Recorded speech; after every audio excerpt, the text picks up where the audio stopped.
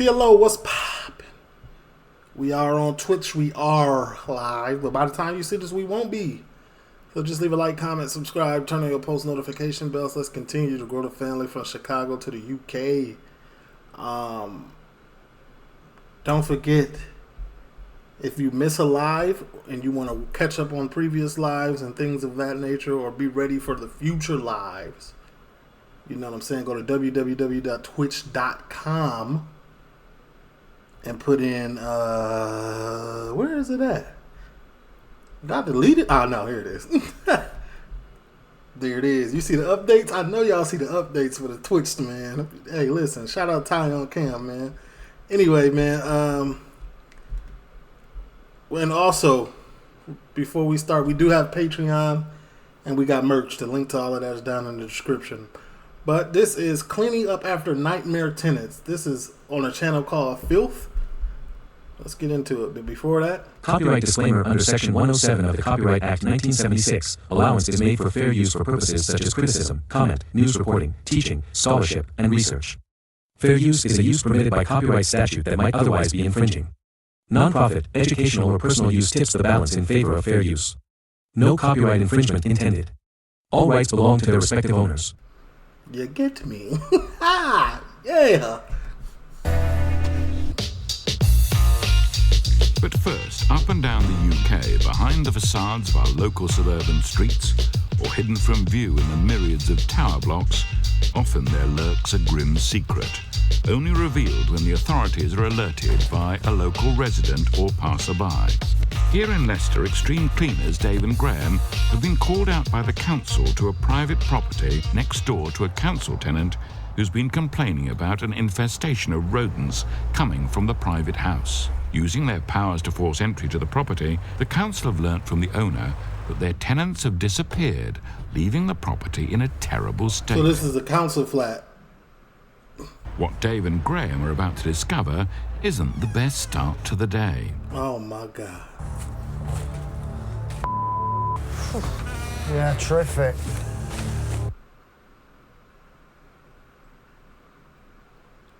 When you live in a council flat, does somebody from the council not come like every so often just to make sure that you got everything on the up and up? It's worse than I thought it was going to be. Yeah. I think we would need a bigger van, Dave. Yeah. Can't wait to see what the rest of the house is like. I can smell it through the screen. It's shocking.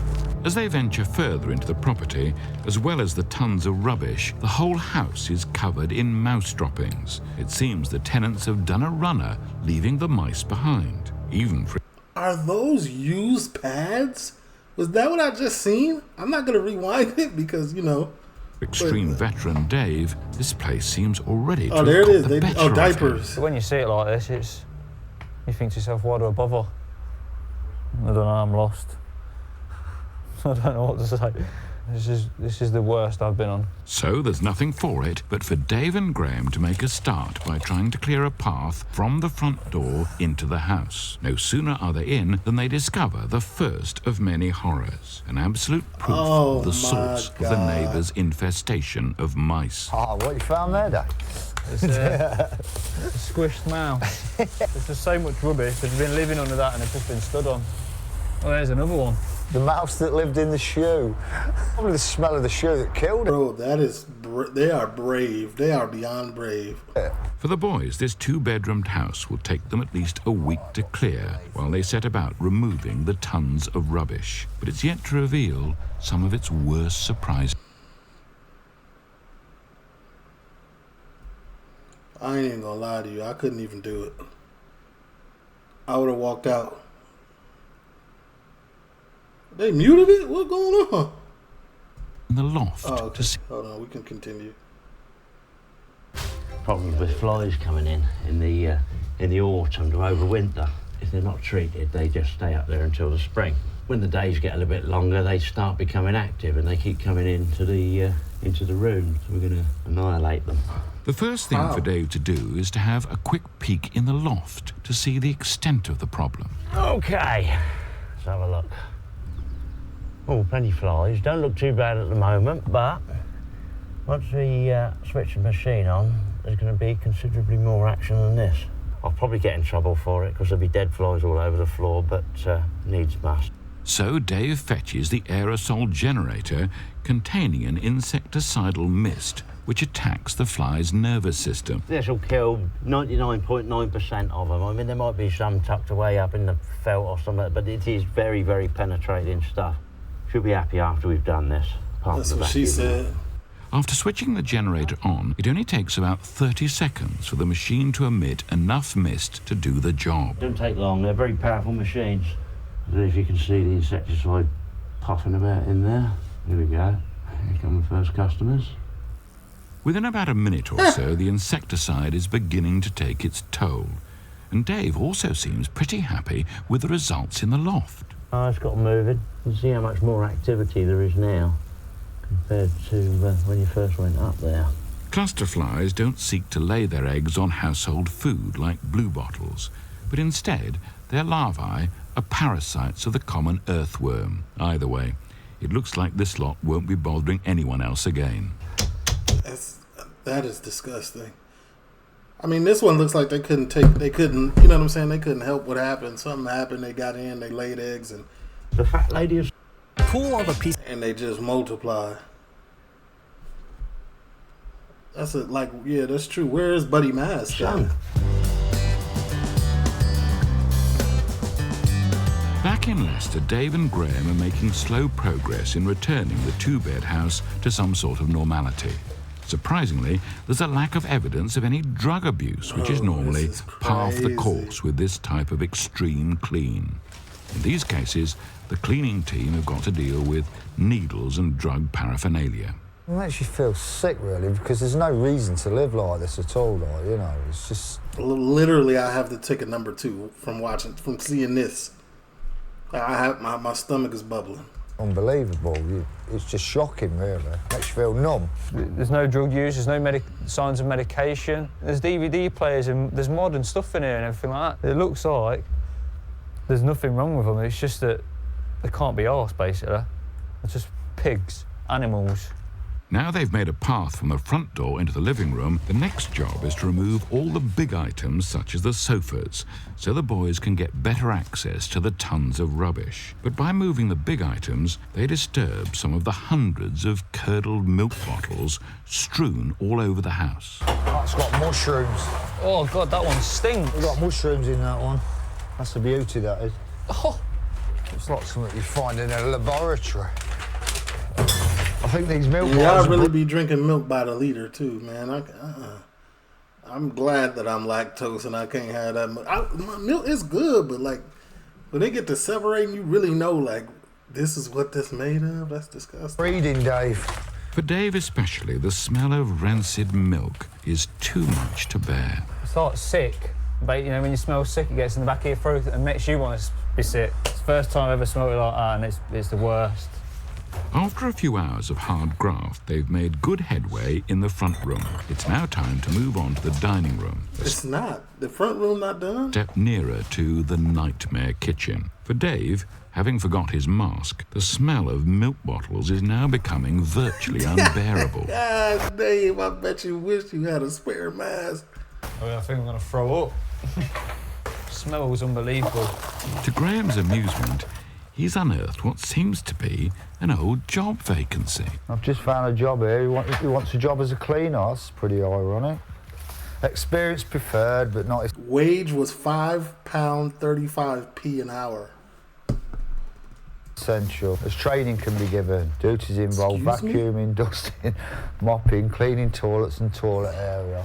Terrific. With the big items now cleared from the dining room, next on the agenda is the kitchen. It's not a job that they're in a massive rush to tackle. What we're doing, the dreaded kitchen there. Where are the mice at, though? There's probably no mice literally in that home because there was no more food. Like, low-key, they want kind of a clean environment. That's they want to eat. In Wolverhampton, Lou, the city's proudest litter picker, is starting his regular shift. As ever, he's accompanied by his partner Dave and their workmate John, a veteran of some 40 years on the council. First stop is an unsightly collection of litter strewn over the road caused by what Lou reckons was an unnetted skip lorry. See, this is what happens when nobody's bothered to net the skip lorries, or all the rubbish or blow on the road, and this is what we get then. But not all the litter on the footpath is rubbish. For veteran John, Christmas seems to have come early. I've just found a £20 note in an envelope. It's probably going for somebody's birthday or something. There's no name in, so it just says to John, thank you very much. But when it comes to finding money... Oh, God. Hey, listen, that's a blessing. Lou is a generous soul. If I find any money, I normally 2p's, 1p's, and I save them up in a pint pot. And when the pint pot's full, there's £5, and I give that to charity, right? Because that's the guy I am. Fair with everybody. Come on, lads, let's get this job done. We'll be here all day. We can't all do that, John. I mean, what's your name? Hey. If I find 20p, I'm 20p richer. I'm sorry. I'm looking for money now, ain't I? Oh, I know. What's the traffic now, John? Yeah, you look right and left, don't you? Yeah. Lou's particular bugbear is the misuse of skips. And after spying one across the road, he's beginning to get a little irritable. Now, look at this skip. Typical example. They pay for a skip, they want to pay the cheapest they can for it. It says here, fill level. Can you get that? Look, fill level. And look where we are, on the top. There's nothing for it but to get the van round and have a quick tidy up. The discarded divan, a usual supplement to an overfull skip, is the first item on the agenda. So if you have a skip and you fill it to the top and you start putting stuff on the side, isn't that fly tipping? Let's just chuck it on board. Oh, then load up yours. OK. And up yours as well, John. Now Lou's got that off his chest, time to move on to another of his pet hates, picking up litter left by kids on the way to school. You see, the children have bought the sweets, and what they'll do now is chuck the paper on the footpath because they don't know what bins are for. Look, there you are, straight away he's done it. Look. Gotcha. Yes, this is what you're up against today, obviously, school children that have got no respect whatsoever for their local neighbourhood. There's no deterrent these days. Go and have a good day, go and learn something at school like manners, all right? Bye. Mainly for Dave and John, let's hope Lou's shift, and most importantly, his mood, is set to improve. Coming up, Dave and Graham reluctantly set about the kitchen. Pest controller Dave deals with a rat problem. We don't want to see what's next. Bill for a dip. Okay, cool. Did y'all see those new Apple headphones? Like the Vision ones? I would never waste money like that. Throughout the country, an army of professionals are continuing to dedicate their daily lives to waging war on the nation's grime. Under our streets, there are more than 186,000 miles of sewers. For Bill and Simon, one of Dagenham Council's sewer clearance teams, their daily job is to keep the borough's share of this labyrinth clear of blockages. The last call on yet another busy shift is to a local resident with a blocked drain. The first thing to do is to lift the man's sewer cover in the back garden and see what lies underneath. If you look down, you can see where the sewage is all up. But they now learn there's a good reason for the boys to sort out the blockage quickly. Y'all got septic tanks and things of that nature as well? You have to, right? It's no different than building a house anywhere else. One of my daughters is ill and she's got cancer, and one of the side effects is diarrhoea. So we need both toilets all the time, really. Bill and Simon pride themselves on never leaving a job till it's done. So, with the knowledge of the man's sick daughter, there's no way they'll pack up today till it's clear. All right, what we're going to do now, we're going to try and find the cover. This is where it comes interesting. For a change, though, the last cover in the run is... Well, they got an extended clip on the plunger. Look at this. This plunger got a 30 clip on it. Wonder if there's a switch on there. That's tough. He got the Glock dookie, literally. That's crazy. Easily located by the main road. But after a prod about with rods, things aren't budging. So, time to power up the high-pressure water jet to try and flush away whatever's holding it up. After a few minutes of jetting, the cause of the blockage becomes clear. Wet wipes. Baby wipes. Well, the wipes annoy me is because they put them on the package, they're disposable, and they're not disposable. The ladies tend to go in the bathroom and they just throw them down the toilet, not realising that they don't block up, but they do. 9 times out of 10, baby. I need to stop doing that. I'm guilty, my boy. Like, I don't be doing it, like, all the time. But if it's, like, middle of the day, I'll just be like, I don't feel like getting up and putting this in a bag and taking it all the way to the trash. Wipes are the culprits. And as the jetter on this occasion isn't making any progress, the boys have no option but to call in reinforcements. If the wipes are like that all the way through, we'll need the big lorry down here. And that's my baby. It's a bloody lorry, you weirdo. It's not, it's my baby, my toy. I love my toy. Yeah, now dookie water coming up and touching your butt side is crazy. It's real wild, so you gotta be careful, man. Another crazy thing is when you use 1-ply tissue, it's not strong enough. And you don't want that to happen. You don't want the tissue to break in your hand to touch your own. You know what I'm saying? It's crazy. It's a crazy feeling. It gets spooky back there. You know what I'm saying? Dave, we need to go. Take a whole shower after that. Down here, mate. While they wait for the bigger machine, Bill's in no doubt as to why they will stay as long as it takes to free the blockage. We're not doing it because of the job or because of the love of it. It's because to help that gentleman out, because the situation he is with his daughter and that. We want to go home and sleep safe tonight, knowing that we've done a good job and she can use the toilet when she likes. 2 with sugar, 2 without. You know, you're a top man, you are. Soon, though, the arrival of the gully motor heralds a surprise for Simon, as it's driven by his old partner, Terry. What this man doesn't know about sewage ain't worth knowing. He's been here since man and boy. He should have retired this year, but he thought he loved us so much he wouldn't leave us. He's a lovely old man, he loves us, don't you? Yeah, he loves us. That's why they called me out to do the job again. With Terry's years of experience and the power of the gully motor, the huge blockage of baby wipes is soon flushed into the main sewer system, and the old master is off as quick as he arrived. See you later, boy. See you later. Bye, Grandpa. Now there's just time to check back with the daughter's father and give his sewer the all clear. The relief for Bill is plain to see. I always wanted to do this. Did you? Like I said, we won't leave unless we clear it, and we have proved that because we have cleared it. So we're happy with that, the result, and the gentleman down the end, number 10, he'll be happy with that. Yeah, and hopefully his daughter tonight can rest easy and she'll be at ease in her That's W workers, man. They remind me of Steve and Paul. own mind that she can use Can't the pay, we'll toilet. take it away.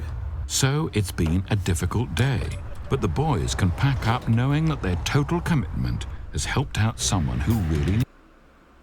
I just received the money. Yeah, that's a wild job, man. You can't go home. You like in that job, you can't go straight home and lay down or sit on the couch. Like, you have to immediately take a shower. Like, you can't even take a bite to eat. Like, you can't do nothing. You gotta wrap your clothes up, wash every day. Like, In Leicester, extreme cleaners Dave and Graham are taking a well-deserved break from the stench of the revolting 2-bed house clearance. But next on the agenda is the room they've been dreading. We're going to go in the kitchen now. There's hundreds of bottles of milk in there that have just been left standing. They've all curdled up, and that's the bad smell of this property, really. It's making us both heave, have a quick drink, and then get stuck in. So, somewhat refreshed, they can't put the kitchen off any longer. No, can't open the windows. No, we're locked in. But now, with no chance of any fresh air, the stench is appalling. It's just revolting. It's making me want to be sick. I could really be sick. Yeah, I feel like spewing up now. I really do. You've got to laugh just to take your mind off the smell. I don't think you can ever take your mind off the smell. The one thing that all extreme cleaners joke about is never open the fridge until you're mentally prepared. It looks like Graham summoned up the courage. Oh my God. As expected, the fridge doesn't disappoint, filled with rotting food and the ubiquitous bottles of milk. Best to close the door Why did they have so much milk? on it and leave well alone for another day. As they dig deeper Would only drink like at max 3/4 of the bottle. into the shady world of the ex-occupants whose daily lives are becoming even more of a mystery, Dave can only imagine what it would be like to run into them. It's shocking because, like you say, people live in it and they go out, probably go into the shop and you know what I mean? They think to themselves, what's that smell? And it's them. As the tenants who sublet this house did a runner, no one will probably ever know why they chose to lead their lives in this dreadful way. Unless they just lived on takeaways, there's no sign that anybody's actually eaten from this house. Oh, so I mean, no sign of cooking or anything. It's a mystery, isn't it? This is a weird mystery, this one is. The lad's first day is now drawing to a close, and with some 50 massive black like a crack den or bags something. of rubbish removed from the house, it still doesn't feel like they've even scratched the surface. It's just heartbreaking, really. You're just working 8 hours a day, moving all this rubbish for nothing, really, because it don't seem like you're making a dent in it. It's just how are you going to get all of that off the floor, though? What, you going to bring a rake? Final product at the end. What is it, oats and rice? And it makes it better. But there's every reason for Dave to feel despondent as they've yet to start on the downstairs bathroom, and life won't get any easier over the coming week. Who's crying about this?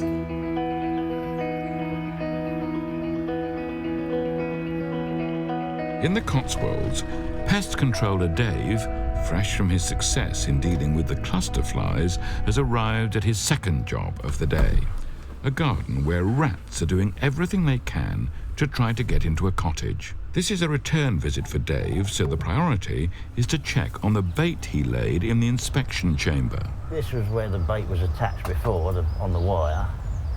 Stop it going up the drain hole. Obviously they've eaten all that. Dave may fight a constant battle against these wily rodents, but he has great respect for his enemy. They're very clever. They're not stupid by any means. People put a trap down and expect the rat to throw himself in it straight away, but they're a lot wiser than that. They're an all-rounder. They're the Ian Botham of the pest world. Dave now needs to check on a trap he's laid a few days ago. The trap's gone off. And there you have. That's something. And That thing's big. These are always classed as humane traps. I don't like these sort of traps. They work, but it's a wild animal and it's not happy once it's caught in them. I prefer to use a trap that kills them. And also, lady's got a little dog and etc. So this was the best solution. You wouldn't want to put your finger in there. For Dave, the normal procedure and most humane way of dispatching the rat is by shooting it with an air rifle. Dave has a constant respect for the rat's intelligence, and how he organises their demise is a matter of professional pride. I know I kill them for a living. They come into conflict with people and they need to be controlled, but I have no animosity towards them. I don't want to torture them or cause them any distress. It's just a control exercise. You've got to look after their welfare. So there's a way of doing things. There's a right way and a wrong way. And Chicago has so many rats. After resetting the trap and filling in a few holes, Dave reckons it's all been a productive conclusion to the day. Taking out a good adult rat there. Looks like the problem's under control. Whether you make videos as part of your job or for the love of creating great content.